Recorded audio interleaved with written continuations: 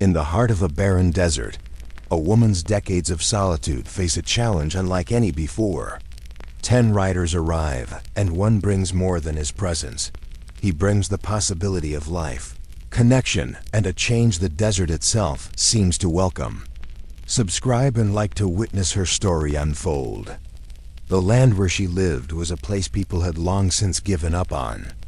The earth was cracked and gray, stretching into the horizon like broken pottery left to rot under a relentless sun. Wind dragged across the plains, carrying dust that scoured the skin and settled on every surface inside the small, lonesome cabin she called home. Nothing grew here anymore, not wheat, not corn, not wildflowers, not even weeds hardy enough to cling to poor soil. It was as though the land itself had decided it had no more use for life. She remained, though. Day after day, she woke to silence so deep it seemed to hum, broken only by the creak of her door hinges or the low groan of timbers shifting in her cabin. She had learned not to fight the emptiness, but to live within it, her days marked by small rituals, sweeping dust from her floor, mending her one good dress, boiling water to make it last longer than it should. She did not wait for anyone. She did not expect anyone. Her world was solitude, and she had learned to wear it like a shawl. But on that day, when the sun hung lower than usual, casting long shadows over the barren ground, the silence trembled. A vibration spread through the dry soil, faint at first, then steady, then undeniable. She stepped outside and shaded her eyes. On the horizon, 10 dark shapes formed against the dying light, riding slowly, steadily, horses moving in unison. She could hear the rhythmic pounding of hooves reaching her cabin like a drumbeat she had almost forgotten existed. 10 men rode into her world where nothing grew, their presence breaking the fragile stillness she had thought unshakable. She stood there, waiting, her hand brushing against the wood of her doorway, uncertain if she was ready to face voices, faces, and the weight of human company once again. And among those riders, though she could not yet see it clearly, one carried something heavier than a saddle, something that would root itself deeper than the dust and grow where nothing else had for years. The dust cloud ahead grew larger, carrying with it a sound that made the hair on her arm stand on end, the slow, steady thunder of 10 sets of hooves beating against the hard earth, shaking the emptiness she had called her home for so many years. She watched, breathing shallow, her eyes narrowing against the glare of the sun, recognizing that her solitude, the life she had painstakingly built in the harsh silence, was about to be invaded. The riders moved with precision, not like wanderers but like men on a mission, their dark silhouettes slicing through the barren expanse as though they were part of the desert itself. She could see the glint of metal from their saddles and weapons, a faint reflection of the morning sun, yet there was no immediate sign of hostility, only determination and purpose in their posture, the set of their shoulders. Her hand hovered near the old rifle she had kept at her side, knuckles white, yet she did not raise it, not yet. The land had taught her patience and the wisdom to measure threat with caution. As the riders drew nearer, their leader, a tall man whose horse moved with surprising grace for its size, cast a glance that seemed to hold recognition, though she did not know him, could not place the weight in his eyes. There was something different about him, something that cut through the dust and sun and solitude like a narrow beam of light. He did not rush. He did not flaunt power. He simply moved, with the certainty of a man who knew where he belonged, and perhaps, unknowingly, where she might be ready to let him. Her heart, long dulled to the rhythms of loneliness, felt an unfamiliar stir.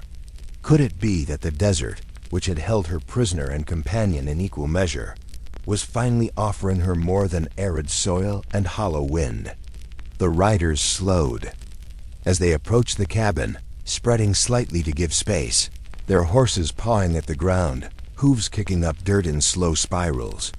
She inhaled, tasting dust and anticipation, feeling her world expand in ways it had not in decades, realizing that 10 men had brought with them not just intrusion, but the possibility of life, where she had believed none could ever grow again.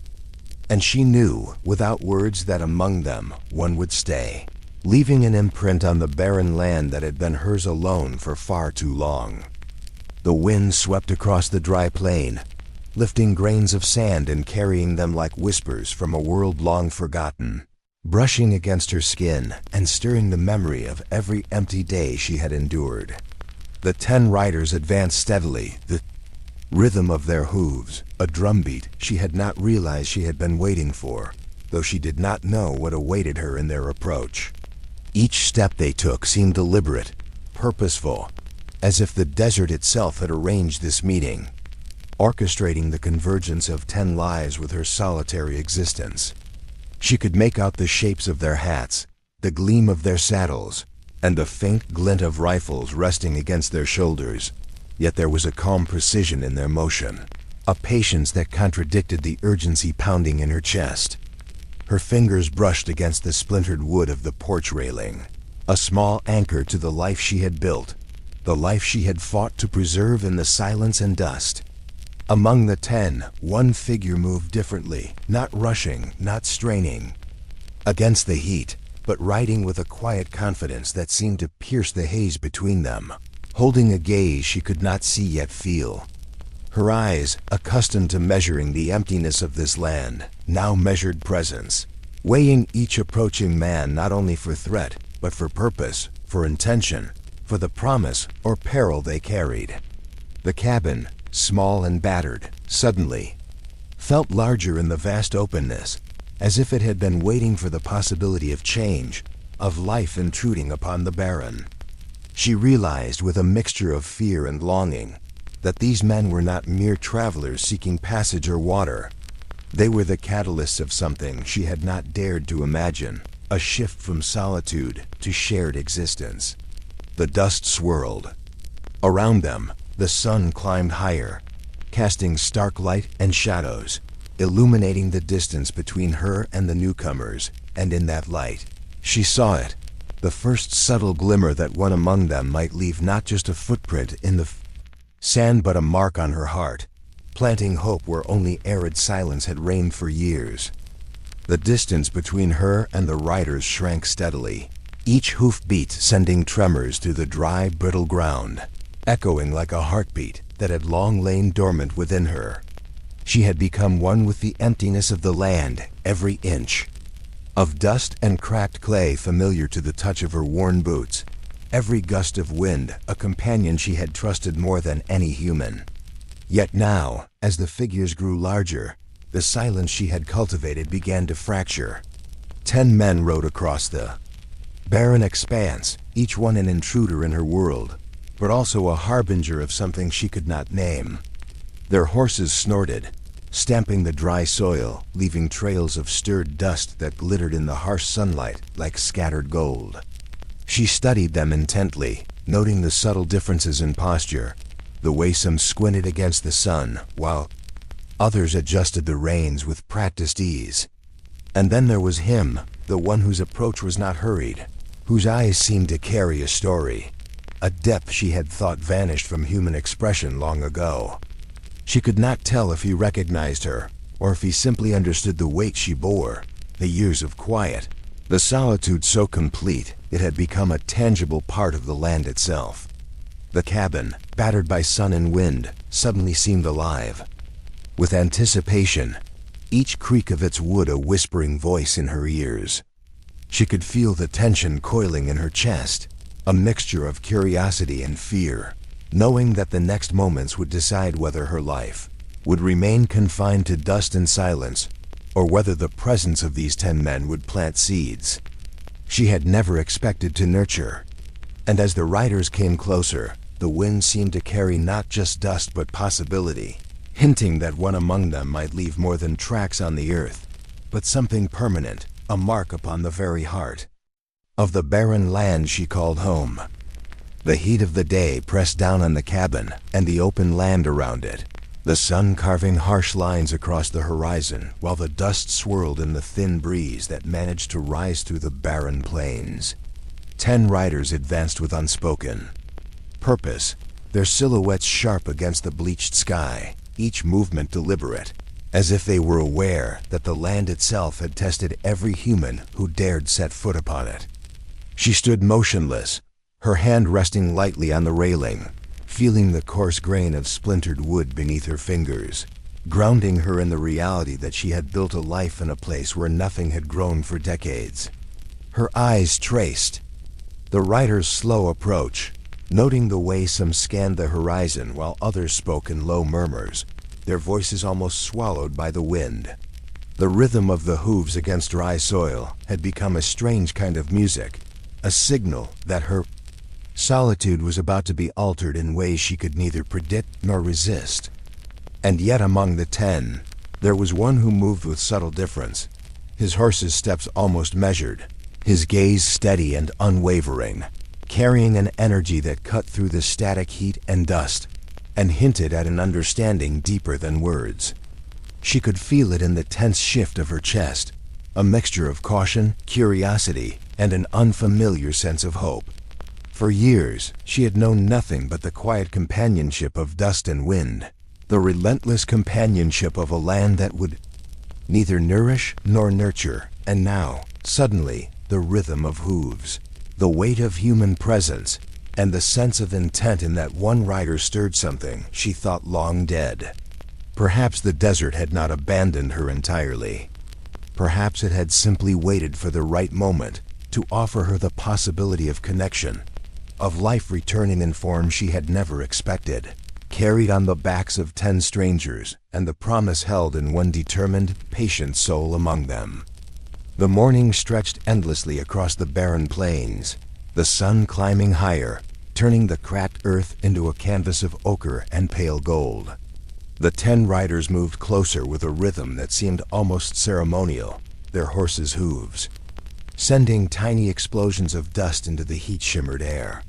She remained on the porch, her fingers grazing the worn wood, feeling the textures of years of solitude press against her skin like a reminder that she had survived where nothing else could. Each rider bore a silent story, a purpose unreadable yet unmistakable in the way they handled themselves, the precision in their movements as if the desert had taught them discipline in ways she herself had known only through isolation. Her eyes followed them, noting the slight sway of reins, the careful placement of boots and stirrups, and the measured pace that suggested patience, planning, and endurance. Among the 10, one rider seemed to move differently, almost gliding through the dust, his horse responding with ease and grace, and though she could not yet meet his gaze, she sensed a depth of understanding and intent that made her pulse quicken. The wind tugged at her hair, carrying the scent of dry earth and sweat, mingling with the distant clatter of leather and metal. She had spent years expecting nothing from this land, and yet in that moment, confronted with the organized approach of 10 determined men, she realized that life had a strange way of returning, even in places where growth had been forgotten. Her heart tightened with a mixture of wariness and a budding hope, a tension she had not felt since she first claimed this barren ground as her own. And though her voice remained silent, her presence on the porch spoke volumes. She was ready to witness the arrival of strangers, to measure the weight of their intentions, and perhaps to recognize that one among them would root themselves where nothing had flourished for decades. The wind shifted, carrying the scent of dry earth and the faint metallic tang of leather and horseflesh. She could feel it before she saw it, the approach of 10 men, each with purpose etched into their posture, moving as if the barren land itself had summoned them. Her eyes, trained by decades of solitude, traced every movement with meticulous care, watching hooves lift dust that danced like miniature storms around them. The rhythm of their approach was hypnotic, almost ceremonial, each set of hooves drumming across the cracked soil with intent and inevitability. She had learned to read the land, the way heat ripples signaled distance, how the wind could whisper secrets if one listened closely enough, and now she applied that skill to decipher the men who rode into her domain. Among them, one moved differently, slower, measured, his horse responding almost as if it anticipated her gaze. as though the earth had connected them long before any words were spoken. She felt a curious mixture of apprehension and recognition, an instinct she hadn't known she retained after years of isolation. Each rider carried more than a presence. They carried the possibility of change, of life returning to a place that had long resisted it.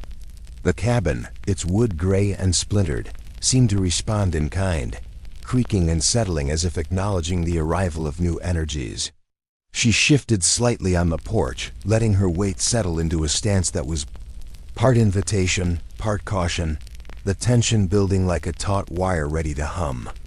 For years, she had existed in a world of dust and silence, but now the dust swirled with life, and the silence was broken with intention.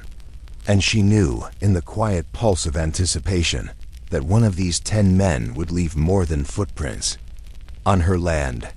He would plant a seed in the soil of her long unmoved heart. The sun had climbed higher, casting long stark shadows across the desert floor, illuminating every crack, every ridge, every stone in the land she had called home for so long. The 10 riders approached with deliberate care, their silhouettes moving in synchrony across the barren expanse, the dust from their hooves rising like a ghostly veil that seemed to merge with the horizon. She felt the vibration of the ground through the solace of her boots, a reminder of how alive this harsh world could still feel when challenged by the presence of others. Her eyes followed each rider, noting how some scanned the land with practiced caution, others whispered briefly among themselves, and yet each one carried an unspoken respect for the vast emptiness they were crossing. Then there was him, the one whose movements were different, whose horse seemed to glide over the cracked soil as if weightless, his posture calm, deliberate, almost as though he had been meant to arrive at this exact moment. She tightened her grip on the railing of the porch, heart thrumming with a mix of apprehension and something she could not yet name. For decades, she had measured life in the silence of dust and wind, counting only what she could see and touch, and now she was confronted by living, breathing men who carried intention, presence, and perhaps even a spark of something warmer than the sun-baked earth beneath them. The cabin itself seemed to respond, wood creaking softly, settling as if recognizing that its long solitude was about to shift, that the quiet world it had protected for years was on the verge of change. And she understood, deep within, that the barren land she had guarded so fiercely might finally bear witness to life again, rooted not in soil but in the courage, patience, and determination of one among these 10 men, waiting for the moment to leave an imprint where nothing had flourished for decades. The barren expanse stretched endlessly, each crack in the earth a testament to decades of solitude, and yet, as the 10 riders drew nearer, she could feel the air shift, charged with energy and anticipation. The wind, once her only companion, now carried the sense of horse, leather, and human intent, wrapping around her in a strange, almost intoxicating way. Her eyes scanned the advancing figures, each one a combination of confidence, weariness, and determination, moving as though they were the rightful heirs of this unforgiving land. Yet there was no arrogance in their stride, only the quiet assertion of presence. She had lived for years measuring time by the movement of the sun and the whisper of wind through the cracked soil, but now the rhythm of hooves set a new cadence in her chest, mingling with her own heartbeat and shaking the stillness that had become her world. Among them, one moved differently, with an ease and grace that contrasted the other's calculated movements, his gaze steady and purposeful, radiating an understanding she could not yet articulate. The cabin, small and weathered, felt suddenly alive, each board and splinter seeming to breathe with the tension in the air. Dust swirled around the riders, sunlight glinting off metal and leather, creating fleeting patterns of shadow and light across the barren ground. She took a deep breath, feeling decades of solitude pressing against her chest and then easing as the presence of these men, and particularly one, promised something she had long believed impossible: connection, warmth, and the subtle promise that even a place where nothing grew could find life once more. Her hands rested lightly on the railing, ready to meet them, wary but open, understanding that the future of this land and her heart was about to change in ways that dust and silence had never allowed. The dust settled briefly around her cabin as the 10 riders reached the edge of the barren land, each hoofbeat a declaration of purpose against the quiet she had long cherished. She stepped off the porch, her boots crunching against the dry, cracked soil, and felt the heat of the sun mix with the tension that hung thick in the air. The riders slowed, sensing her movement, and she saw the deliberate way one among them leaned slightly forward in his saddle, eyes meeting hers with something unspoken yet profound. Decades of solitude had honed her instincts, taught her to measure every glance, every gesture, every breath that was not her own. And now she realized the measure of what was happening. The man who moved differently, the one whose presence had been distinct from the others from the very start, was offering more than company. He was offering a rootedness, a permanence that the land had never known. She felt the invisible pull of hope, unfamiliar but undeniable, as the remaining riders created a respectful distance, allowing this moment to unfold between her and the one who had planted his heart as surely as he had saddled into the soil. For the first time in decades, the wind carried a new scent, not the emptiness of dust, nor the harsh bite of sun, but the quiet promise of life returning, of companionship, and of the possibility that even the most desolate land could bear the weight of love. And as she met his gaze, a tension eased into warmth, a future waiting to be written across the barren plains, where once nothing had grown but silence, now could flourish in the presence of one determined man and a heart finally willing to be claimed. The desert, vast and unyielding, had kept its secrets for years, yet now it whispered of hope, endurance, and the extraordinary capacity for life to bloom even where it seemed impossible.